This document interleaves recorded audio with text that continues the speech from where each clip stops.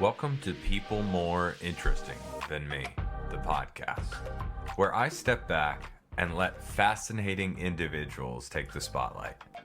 Join me as I sit down with incredible guests who captivate and inspire, showcasing their stories, experiences, and wisdom that make them truly extraordinary. Tune in for engaging conversations that'll leave you enlightened and entertained. At least I'm entertained. Joining us this week is Aubre Andrus, an award-winning author of over 50 books for kids and teens, covering everything from science and nature to crafting and technology. Aubre's ability to turn complex ideas into fun, engaging stories has made her a favorite among young readers and their parents. But her talents don't stop at writing. Aubre is also a speaker, educator, and all-around champion of creativity and curiosity. In this episode, we're going to explore Aubre's writing journey, her approach to making learning fun, and how she turns her passions into stories that inspire the next generation.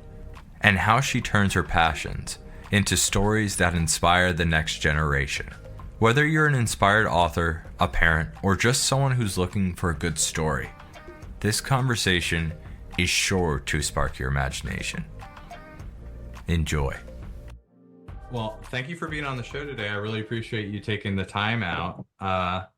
Today we have Aubre Andrus, and you are, I'm trying to remember, you're in California, right? Or is that wrong? Yes, I'm in Los Angeles. Los Angeles.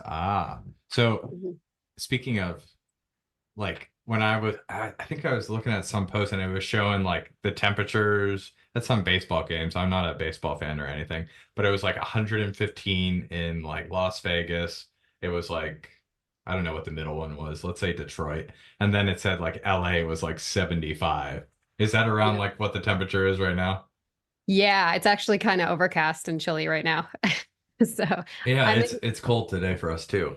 yeah, I'm in Santa Monica too, so I'm close to the ocean. So we're like sometimes 10 or even 12 degrees cooler than LA, which makes a big difference. Like I don't even have air conditioning. Oh, Yeah, it's that's so crazy. nice. But is it uncomfortable? Like these last like couple weeks, has it been uncomfortable, like from the norm or no? Yeah, no, not really. It hasn't gotten too bad. It's been, yeah, we get like an ocean breeze and it cools off at night, so it's all good. It's perfect. That's all I hear. Yeah, it's Okay. pretty much just perfect. I'm from Chicago, so I can tell you the weather here is perfect. That's what I was going to ask you. I was going to be like, where obviously not obviously, but you're not from LA, because I feel like Right. everyone who lives in LA is not originally from LA, if Right. that makes sense. That's the funniest Yeah. thing. It's just like, oh no, we're not.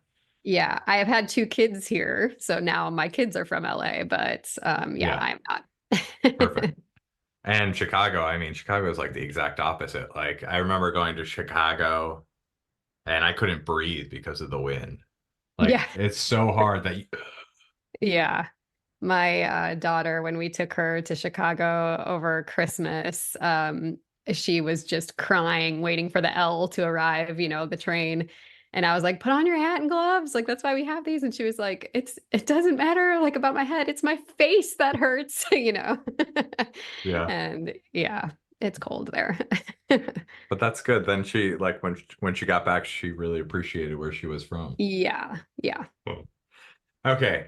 So since you're here today, can you kind of explain your background and what inspired you to get into children's books? Yeah, so I was a journalism major in college. I was always really interested in magazines. And when I graduated, I was looking for a job and just happened to remember that American Girl was located close to my college. And American Girl is a company I used to love as a kid, if everyone's familiar with the dolls and the books. I was a huge fan. And so they were hiring a intern over there. And so basically I got into publishing through kids magazines. So I was an editor at American Girl magazine, and that's kind of how I got my foot in the door writing for kids.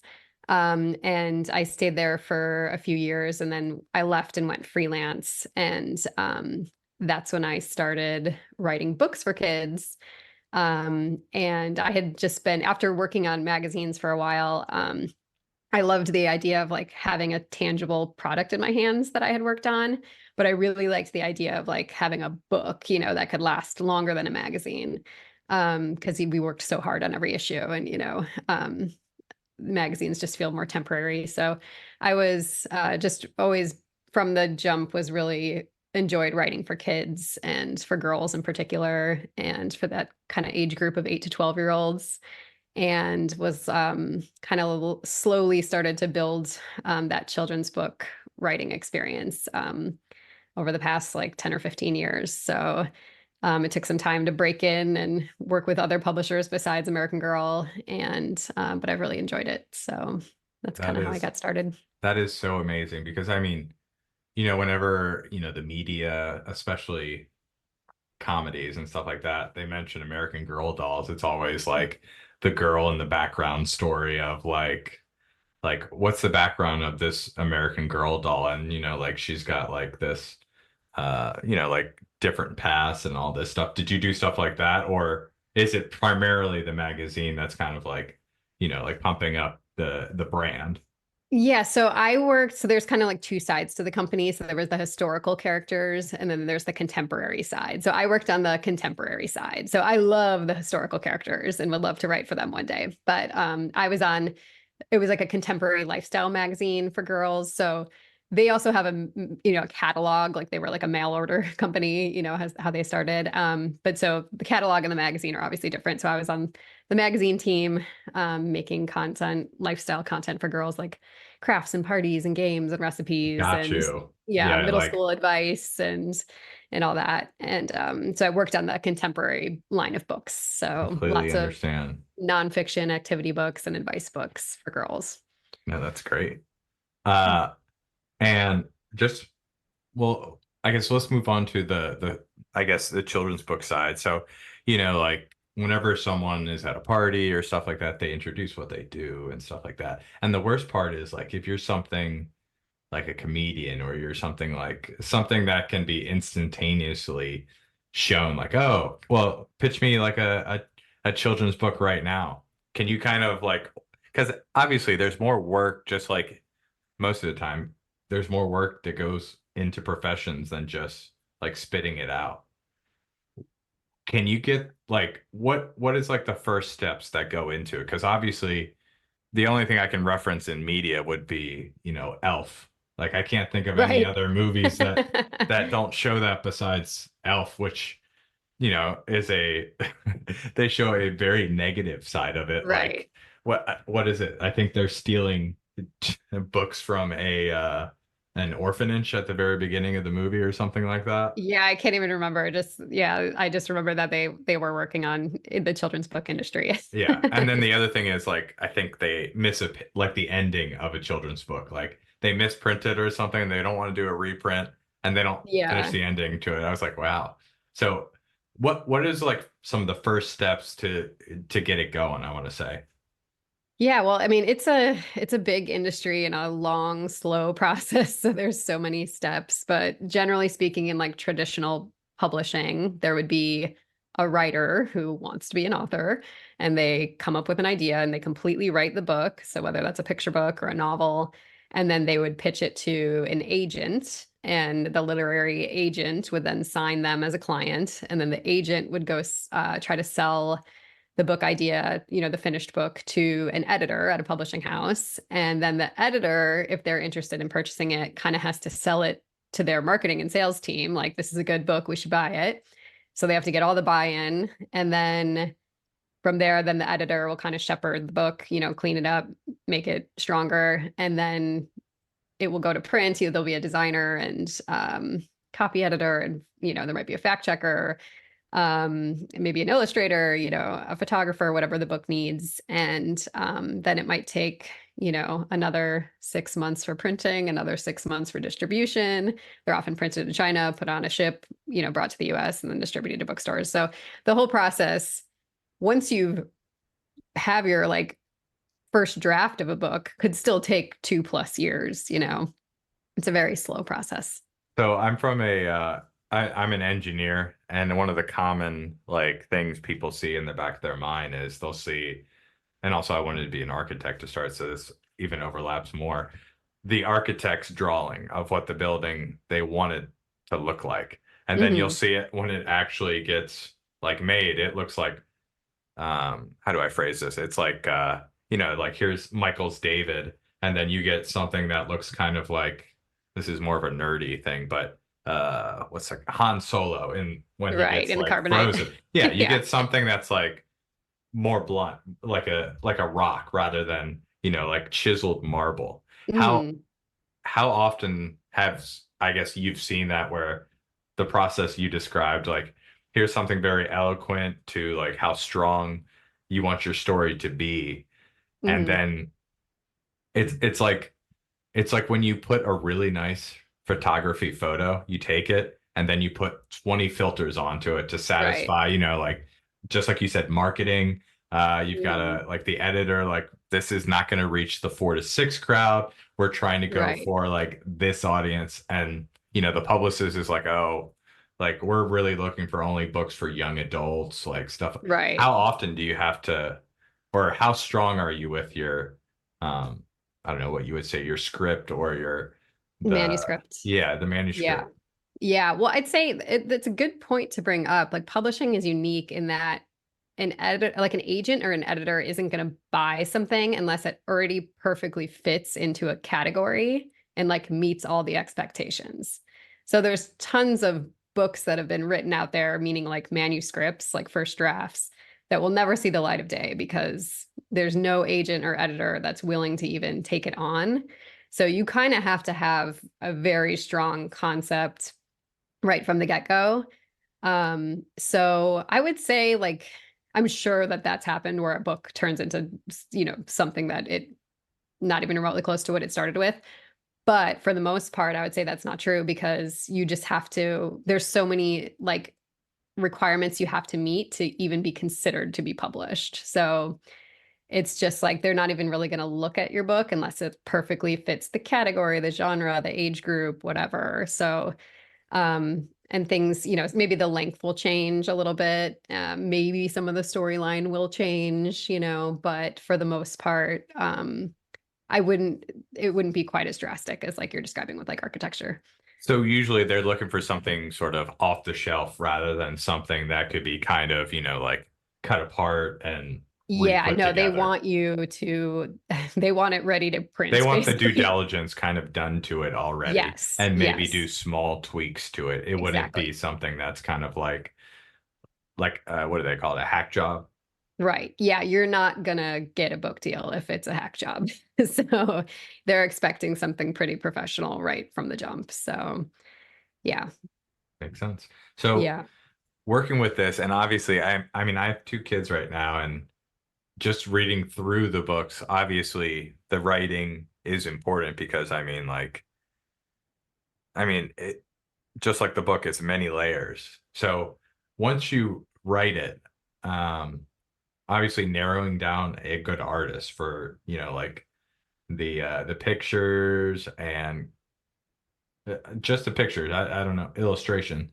How do Hmm. you go about like tracking down like the perfect artist for that? Like, because you can Hmm. have the perfect story, but if you don't have like the perfect pictures to draw in the kids, I feel Right. like that's just like, I don't know, you have a really good defense, but a weak offense, if that Yeah, makes for sense. sure. Luckily, I don't have to do that. There's creative directors at every publishing company, and that's their job. So they would, most publishers do not want any of your suggestions for illustrators. They barely want any art notes, unless it's like absolutely imperative to the story, so that is like a creative director, art director's specialty to find these illustrators, and they work with different agencies. And so, you should be set up with someone pretty great. You don't have a say in it, so like it could be different from what you imagined. That's definitely a possibility, but for the most part, they're very seasoned in working with amazing illustrators and choosing like the right illustrations to fit your story. So yeah, and Okay. then the illustrator kind of has their own say as well, like they get to kind of run with it. So it's interesting to see how different people interpret the story in different ways, like the words versus the pictures. Yeah, and I feel like a lot of like the ones that stand out, just like when you like to be fair, there's a lot of TV shows that come out that might not be good, but the premise is brand new, and that's why people watch it. Hmm. So for example, illustrations, like they do something completely different. Like there's one book that my wife is uh she doesn't like the best, but it's got a gimmick. It's the Tickle Me Monster. I don't know if you see the book that comes with the Tickle Me hands, like with Oh, the okay. book. Yeah, And it's like the gimmick of it is the exactly. whole reason. Like you're tickling your child while you go Right. through the story. Well, I Hmm. hopefully it's your child and not Right. someone else's child. Um, Yeah. so with what I've noticed just in the, like the past 5 years, especially with, um, like tools, like online tools that are helping, like do illustrations or even write, like you can get a story written on AI, like you set up the scene and stuff like that. How has something like that, has it saturated the market with people just coming out of the woodwork, just trying to put these like cookie cutter stuff out? Yeah, that has been a big discussion in the publishing industry. Self-publishing on Amazon, like indie publishing, Yeah, I've has seen a lot of obviously, those. yeah, really taken off. And so in that space, a lot of AI books were appearing. And so there was a lot of people lobbying to have Amazon be able to flag books that were, created with AI.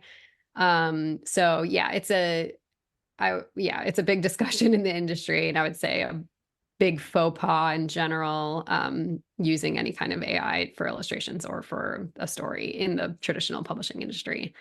They're definitely not excited about it and unsure of how to react. I've seen some um, literary agencies who represent illustrators pull their illustrators' work off the internet because they're worried about it, Instagram or, Meta using it for AI or whatever.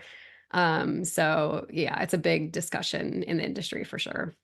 Because there's another train of thought too. I don't know if you've seen this, but likenesses, like, for example, an actor, can sell their likeness and, like, for example, I think Princess Leia, for example, the actress Carrie Fisher is no longer, like, she died, I think maybe 2 or 3 years back. However, they Mhm. used her likeness in the Right. movie, and obviously they either had the rights or paid for the rights. Um, but for example, like Dr. Seuss, what if, I know this is a stretch, but uh, like they had an AI model for Dr. Seuss where they wrote something up. Obviously, they have art from like 20 or 30 books, and they could probably throw together 15 books. Yeah. I mean, it's an interesting point. Like, there's definitely a company that owns the rights of Dr. Seuss, you know what I mean? Like Yeah. his whatever family's foundation or whatever it's called. But that is something that they could do. Yeah. I mean, that's interesting. I think publishers are just completely turned off by it. Like the publishing industry is very much a dinosaur. And so feels very forward thinking. And I just like, there's just no way publishing will get there anytime soon. I could see it eventually getting there.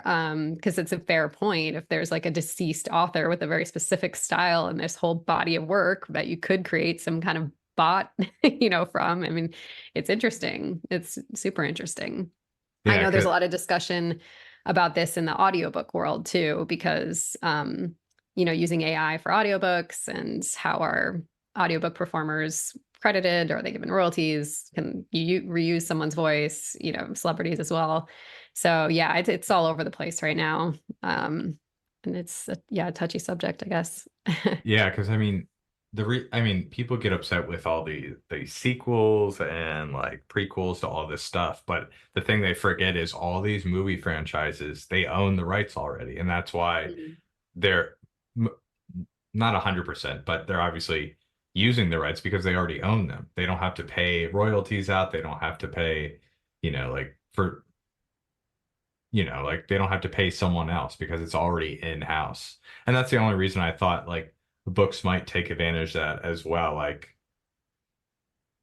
I don't know. I obviously there's no deal currently like that because it's never been like a like something that was possible. But nowadays, we have like just like we're talking, name any big Lord of the Rings or Harry Potter or any other Percy Jackson, like any of these. Mhm. And you could even possibly even articulate that for new Dr. Seuss books that relate to like stuff we have nowadays, like talking about like transgender, I don't know, transgender rights, something that adapts to nowadays like uh, issues to try to explain to kids, but Yeah. within like, like old authors, Right. like styles.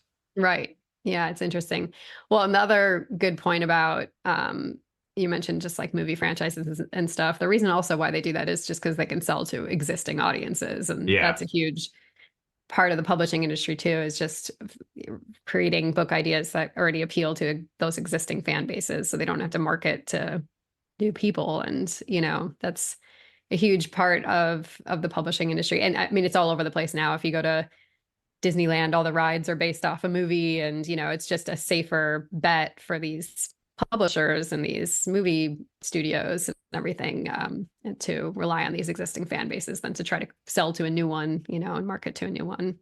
Yeah, and they're definitely trying to expand because I mean, obviously, at some point people are going to age out of it. Like for example, like Lone Ranger. I saw the movie that Lone Ranger came out, I don't know, like 6 or 7 years ago, but like if you were to ask anyone below the age of 30, I want to say, who the Lone Ranger is, they would say, "Oh, wasn't that a movie like 3 years ago?" And they don't Right. even know it's based off of black and white, and I think it was also a radio show, but I can't Mhm. confirm that. But that's what I'm saying. They're trying to expand their audience, like age range. Yeah, like the new Young Jedi series on Yeah, Disney Plus, and exactly. yeah, I did see that yeah, too. yeah, And yeah. Get them while they're young. but another fun fact, which is completely tangent, I heard that 29% of the streamable hours of Disney is Bluey. Like Really, I like believe it. if you include like because they were stating all this data, it was like they spent $4 billion on the Star Wars franchise. Right. They spent another 4 billion on the Marvel franchise. And I didn't mention the Bluey, but I don't think it was anywhere near that. Yeah, But they're just buying the rights. They didn't yeah. even create it. Yeah. So I just wanted to throw that fact in there because I thought that was like hilarious. We watched Mhm. Bluey, but not to like, like the just hit repeat right after the whole series. Yeah. We've definitely We gone back do. and forth, but yeah, I mean, it's the reason is probably because I watch while my kid watches, but Mhm. my wife doesn't because she'll say something like, "Oh, this sounds like the Tony that you have." I'm like, "You just caught on to that?" Like we've seen this episode like 4 times. Right. I don't know. Maybe I find it more interesting than she does. But so when you're trying to work your stories, and obviously I feel like if you're a good author, I'm not just you, but a good author in general, you always want to have a child take away a message at the end. Like obviously everyone wants to be entertained in the book, but as a child, that's like I feel like the essential thing between a certain age of like, like let's say up to third grade, you want something that's they take away from it, or even to inspire them to keep on reading. One thing I pulled from a book I was reading, maybe I think last year, that kind of opened my eyes to reading was you don't have to read to make you like a better person or better at something or to learn something. Like you should just read to enjoy it. After that, like so what? Like read Mhm. newspapers, read comics, read like if you're crazy, instruction books or something like that. Like Mhm. read for enjoyment. Um, is there like a common thread that you try to get through each of your books? Like, is there a common thread or values that you try to push? Well, And it's push it's is a a bad word. I yeah, didn't want to yeah. use push. Well, I want to clarify if there's any aspiring writers listening, because it is a kind of a faux pas to like try to push a lesson too hard, Hmm. Yeah. I think a lot of people assume that like you have to teach a lesson, and it's like a little bit more like, I don't know, there's a little more minutia to it. Like, for example, in like a middle grade story, which is like 8 to 12-year-olds, it's about them trying to find their place like within their family, kind of like within their home, like maybe their school, like their world is much smaller. And then for like a young adult novel, which would be more like 13 to 18, they're trying to find their place in the world, So it's like there's always those kind of lenses on the stories you're telling. So maybe it's just a coming of age story through that framework. And sure, there might be friendship, lessons learned or relationship kind of lessons, picked up from the story, but there's not necessarily like a story or like a lesson that has to be told. A lot of picture books, I think, in the more like 4 to 8 year old range might have more of a, obvious lesson. So it just kind of depends on the category, and the age Mm, group. A lot of the books I do, I just kind of like categorize them as like for kids, like teaching kids to be kind and be curious. I do a lot of nonfiction for kids. And so I've done like, books about like saving the planet and, I don't know, a guide to travel, so just teaching kids to be more open-minded and like, so yeah, there's certainly, I wrote a book called A Smart Girl's Guide to Travel for American Girl. And there isn't like a blatant lesson in the book. Like I'm just teaching girls and all kids just like how to pack, like what's an airport like, what are some cool places you could go and some cool foods you could try. But in the back of my mind, the story is that I want them to be excited about new things and new people and new places and be open-minded. And so did I blatantly write that in the book? Like, no, but just the act of creating a travel book for a kid will hopefully make them more open-minded and excited of new things instead of being afraid of people who look different from them or, people who live in different places. So yeah, there's a fine line in the kind of like how you teach a lesson per se.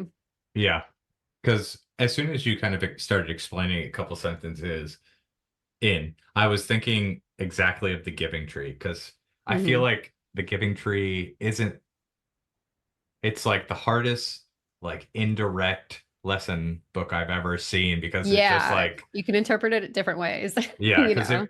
as an adult, I was like, man, like, do I need to call my parents and thank Yeah, them for everything they did for yes. me? Whereas the Yeah, child, like, I don't know if that's for like, 30-year-olds to 40-year-olds to read instead of children. right. Yeah. Well, and things in publishing were different back then. It's like we as people with kids who read to them probably mix in these old classics with these newer books, but as a writer today, you're not gonna like we're just publishing different books. You're not gonna get Yeah. away with writing The Giving Tree. Like it's probably not gonna sell to an agent or an editor, but Yeah, it's um like Goodnight Moon. Like right. like I don't Still know. like a top seller. Yeah, still a top seller, but like I this might be an unpopular opinion, but I don't get it. Yeah. Like I love the colors. Like the Right. color scheme and the pictures are cool, but Yeah. like it has no value to me whatsoever besides Yeah. that it's grandfathered in. That's what I want to Yeah. say. Right. Like it's had its time. I Yeah. feel like it Yeah. has no value to me. Yeah. A lot of books carry on just for nostalgia, you Yeah. know. Oh, my mom, it's just like my mom read it to me, her grandma read it to Yeah. her. Um, I had such a good train of thought, but I lost it on. See, that's why you never mention Goodnight Moon. Right. Um, and trying to speak on that train of thought on Goodnight Moon. When you're writing a book, how important is it to, how like when you watch some movies or TV shows, they're made in the moment. Like for example, like an episode is based off something that happened 2 weeks ago in the news. I don't know if you're familiar with the show like Community or Hmm. like for example 30 Rock too. That's another Hmm. where they'll mention something that Or somebody South born, Park. yeah, eh, Yeah. that's like the perfect example Hmm. that they were born maybe even like not far away where they're like this is not going to hold up in 10 years or 15 years or even worse. Like I was looking at my parents saved my books for me for my kids and like Hmm. they have stuff like instead of a Native American they have Indian, they Right. have like all this stuff. How Is that hard? Not hard, but is that a strong thing you think about when you put together your drafts? Yeah, I mean, it's definitely something worth considering to try to how do you make something timeless, or does it become historical fiction? Because Yeah. sometimes it's Yeah. okay to I mean, I've read books that were just written in the early 2000s that are like YA love story kind of things. And they're actually like an awesome time capsule of that time, where it's just like the boy band mentions Yeah. so I don't think you have to completely shy away from of a time, within your story. But for something more like a picture book, yeah, where you're trying to it has like a it could have the potential for longevity. So how do you make something more timeless? I mean, I think when you write for kids, you realize that when I worked at like American Girl and when I write these American Girl books and other books for kids, people often ask like, I don't know, how do you write for kids? How do you like remember that stuff? Like, how do you identify with these kids, especially when I didn't have kids? And I think you realize that these like issues that we had growing up are the same exact issues. Like, sure, the kids these days have cell phones and social media or whatever, but like nothing has changed for a lot of it. So, like the core, I don't know, human, problems are still all the same, throughout all of our kind of decades as we grow, so as long as you can like hit on those emotional like notes, like what it's like to fight with friends or in my case when you're talking about middle schoolers, or what is it like to plan a birthday party and get excited about that, um and just things like school, starting middle school. I mean, those are gonna be timeless concepts no matter what decade they appear in, which I think is why American Girl was so successful. Like these historical characters, even though they were in much different time periods than girls today, we still loved the stories because they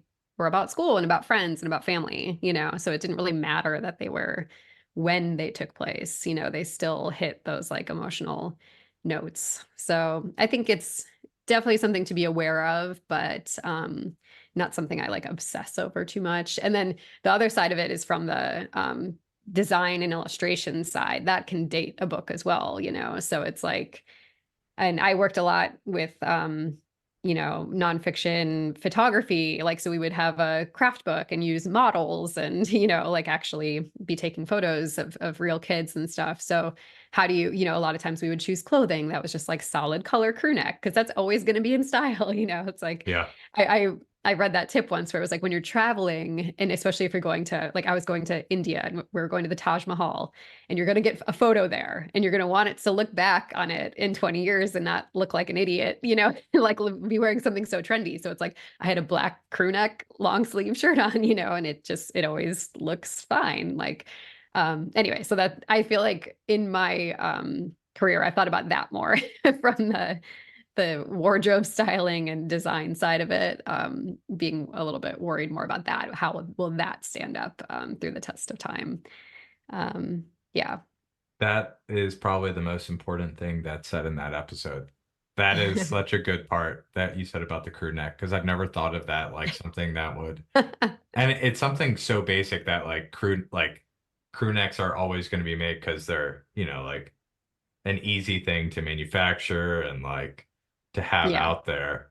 Yeah. I mean, Unless, they'll never go out of unless, style. yeah, unless something, I mean, it's not going to change. I mean, unless the whole world, uh, cost of living goes like everyone's out of poverty and all this, and we're wearing these like, I imagine Under Armour self-regulation temperature Right. suits, which, Yeah. yeah, no, but that's genius. I like that. I'm gonna start like keeping those somewhere for timeless photos that I have. Right.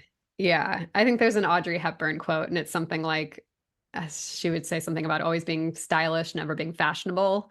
And I love that quote because, yeah, it's so true. Like, I'm not into super, I don't know, fashion trends because they just come and go so quickly. I can't keep up anyway. Yeah, it's funny you mentioned that because I was talking to a coworker today and they were doing a comparison. I think they were showing, man, I'm gonna lose points on this, but I forget which Golden Girl.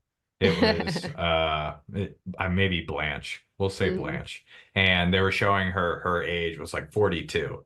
And then Right. they showed another woman of who's 42 nowadays, and they showed them side by side, and obviously you think that Blanche looks much older, but then they styled the woman's hair just like Oh, Blanche, and you're funny. like, yeah, it's the hair. Like Right. It's it's totally not there. like obviously, like we had more knowledge of like how to eat healthier, how to live Yeah. healthier. Like we're not smoking in the bathroom. Like Right. I remember Wearing like sunscreen. exactly like we're not using butter on the roof somewhere for like a really quick tan. Right. Like, but the funny thing in that is that like we could be we could be making fun of ourselves of what we're doing now 15 years in the future. Like, oh Yeah. man, uh I don't know. They talk about microplastics. They talk about like all this other stuff. Right.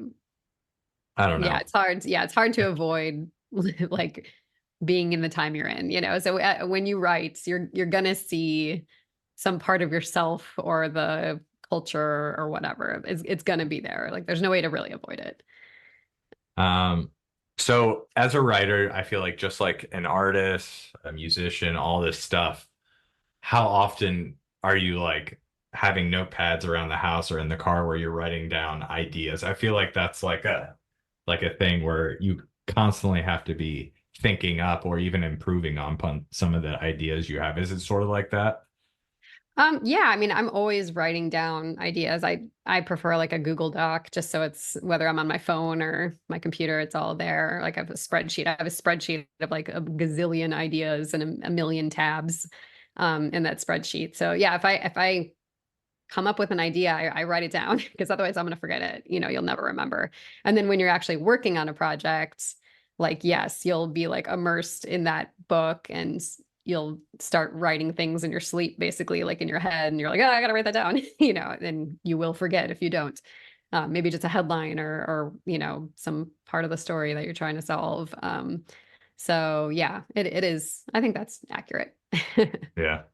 Because at my work, well, when I first started working there, my boss would say something and he's like, you're going to work on it in your sleep. I'm going to tell you what it Yeah. is. And then your subconscious, he didn't say it to this detail, but he was Hmm. basically, your subconscious will work on it Yeah. and I won't have to pay for it. Right. Um, Yeah, it's kind of true though.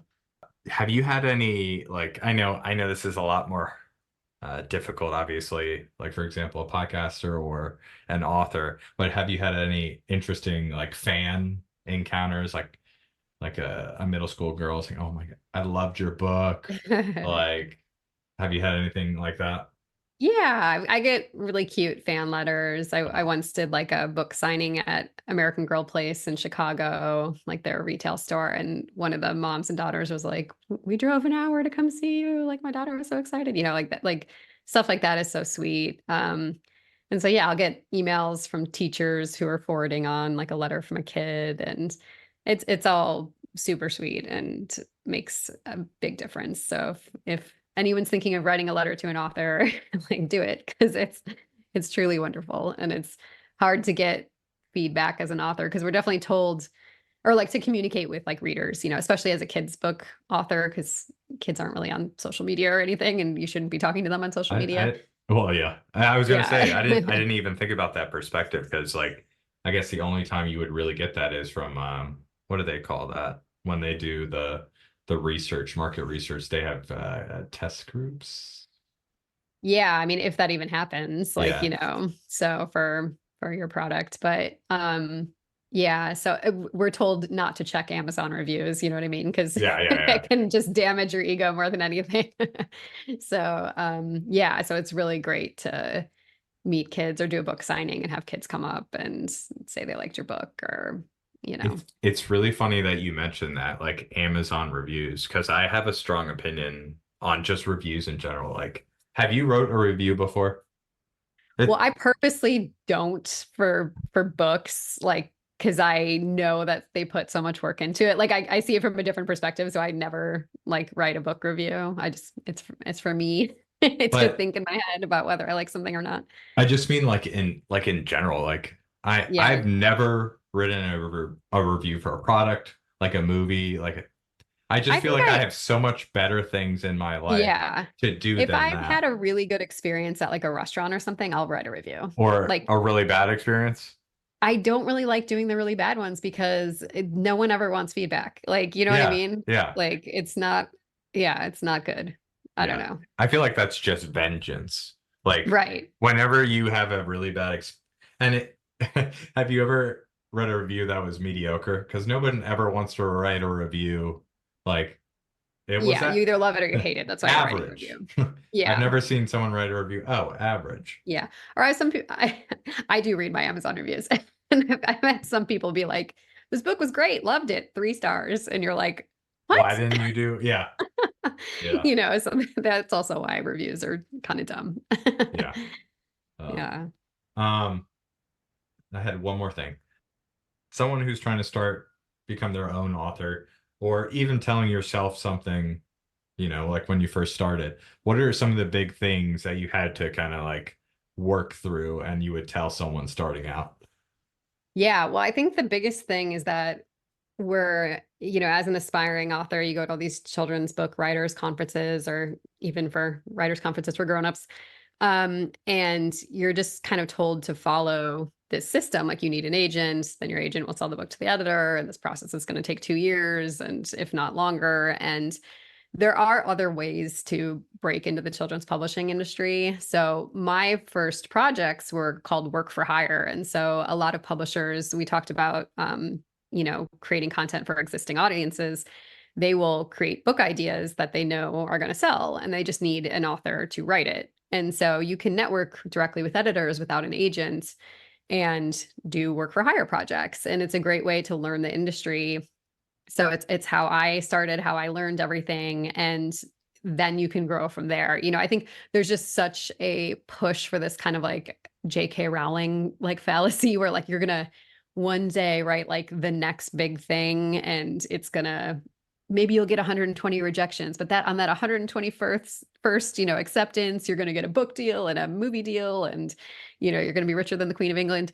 And I just think there's people writers I would like them to know that there's lots of authors out there and you can just be kind of like a regular author and still have a great time doing what you love and breaking in through these work for hire projects. You could even try indie publishing, which is self-publishing, but there's a lot of ways to I think it's important to start producing content. Like you have to start writing books and going through the process. And so for me, work for hire was really great because I was publishing books, with traditional publishers and getting real experience and learning. So I think a lot of writers just get hung up on writing one manuscript and trying to sell this one manuscript for like a decade, and just hoping again that it will hit and hit big. But you have to do the work and start creating a body of work, and you can start small and work your way up. So I like to talk a lot about that because I just think there's more than one way to break into publishing. And I think a lot of people don't know that. Yeah. What you basically described is kind of like people are looking for the lottery, like the Yeah, the lottery lottery ticket ticket. rather Hmm. than, you know, I mean, I don't, I'm not a financial person, but from what I've seen, it's all about like compound interest. It's like if you save, starting today and you look in like, if you're fine with getting the money when you retire in 20 years, Hmm. you'll have all the money you ever need. However, if Right, you're looking, like uh, looking for the stock that's going to go from one to like 100 times, right. like that's where you're going to lose out like 9 times out of 10. There might be that one time out of 10, but like Right. that's not the what do they say? That's not the usual. That's not the standard. Yeah, it's just not And the norm. Yeah. and the other Yeah. thing is when you're describing it, it's like some of these people aren't even enjoying it. Like Right. like I said with the lottery, they're not trying to make this a job or something, what's that silly phrase they say? If you like love your job, you're not working a day Right. of your life. Where Hmm. it's a flavor of that where you're like, I enjoy doing this. That's why, like, for example, I love the way you describe that because obviously you make probably a lot more money than you did then, but you were gaining experience. And like Right. that's why this makes me sound old, but I think it's crazy that people are so against like uh, unpaid internships Hmm. because some of the stuff you learn from those internships, the contacts and stuff like that, like there's so much value in that. Yeah, for sure. And I know that like paid internships is like it's basically you're working for free, but like you're people are taking time out of your day, they're teaching you stuff, like they're Right. passing out like stuff that's not tangible, if that makes sense, instead Right. of like all this stuff that's like, oh, we're gonna pay you though. But Hmm. I don't know.